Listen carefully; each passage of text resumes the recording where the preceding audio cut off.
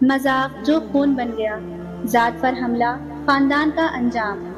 فہد اور وقاص دو بھائی جنہیں محلے والے رشک سے دیکھتے تھے، ایک ہی حویلی میں دونوں کے الگ الگ پورشن، بچوں کی کلکاریاں، ماں باپ کی دعائیں، سب کچھ پرسکون تھا۔ لیکن ہر چیز ٹھیک کب رہتی ہے؟ ایک دن فہد کی بیوی ثانیہ نے وقاص کی بیوی زینت سے ہنسی ہنسی میں کہا، ارے زینت بھابی، آپ تو اصل میں چودھری خاندان کی بیٹی ہیں نا، یہی وجہ ہے کہ آپ کے نخرے بھی خاص ہیں۔ زینت نے جواب میں ہنسی تو دی، مگر دل کے کسی کونے میں یہ بات تیر کی طرح لگ گئی۔ چند دن بعد زینت نے بچوں کے جھگڑے پر طنزیہ کہا، ویسے کیا کریں، کچھ لوگوں کے خون میں ہی غرور ہوتا ہے۔ ثانیہ نے سمجھا یہ اسے کہا جا رہا ہے، دل میں چنگاری بھڑکی۔ کچھ دنوں میں چھوٹے موٹے جملے، طنز اور تانوں نے ماحول کو زہر آلود کر دیا۔ ثانیہ نے فہد سے کہا، آپ کے چھوٹے بھائی کی بیوی کو اپنی حیثیت یاد دلانا ہوگی، ہم نوابوں کے گھرانے سے ہیں، کوئی عام لوگ نہیں۔ زینت نے بھی وقاص سے شکوہ کیا، کیا آپ دیکھ نہیں رہے، آپ کے بھائی کی بیوی ہمیشہ ذات برادری کا تانا دیتی ہے، یہ کیا عزت ہے ہماری۔ فہد اور وقاص جنہیں کبھی کوئی جدا نہ کر سکا تھا، آج ان کے دلوں میں بھی بدگمانی کی دیواریں اٹھنے لگی۔ ماں باپ نے لاکھ سمجھایا مگر دیر ہو چکی تھی، گھر میں پردے ٹانگ دیے گئے، بچے بھی آپس میں نہیں کھیلتے تھے۔ آخرکار ایک دن فہد نے غصے سے کہا، یہ گھر میرا ہے، تم لوگ الگ مکان دیکھ لو۔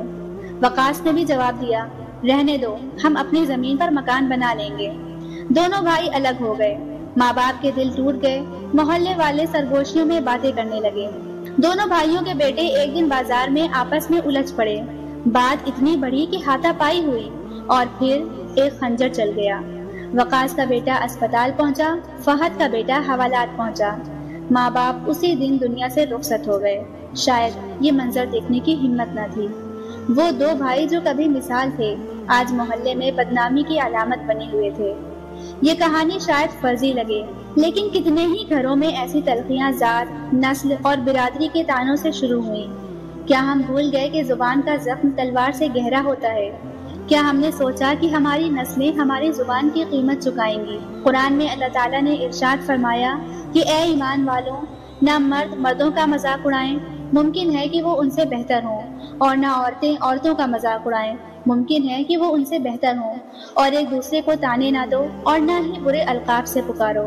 نبی کریم صلی اللہ علیہ وسلم کا فرمان ہے کہ مسلمان وہ ہے جس کی زبان اور ہاتھ سے دوسرے مسلمان محفوظ رہیں، اس لیے ذات اور نسل پر فخر چھوڑ دیں، زبان سے نکلنے والے ہر لفظ کا حساب رکھیں، اختلافات کو گفتگو سے سلجھائیں، طنز و طعن سے نہیں۔ بچوں کے سامنے بھی کبھی ایسی بات نہ کریں جو دلوں میں زہر بھر دے۔ یا اللہ، ہماری زبانوں کو محفوظ کر، ہمارے دلوں کو نفرت سے بچا اور ہمارے گھروں کو محبت سے بھر دے، آمین۔ ٹوٹتے رشتے بکھرتے دل، مزید قسطوں کے لیے چینل کو سبسکرائب کریں اور بیل آئیکن پریس کریں۔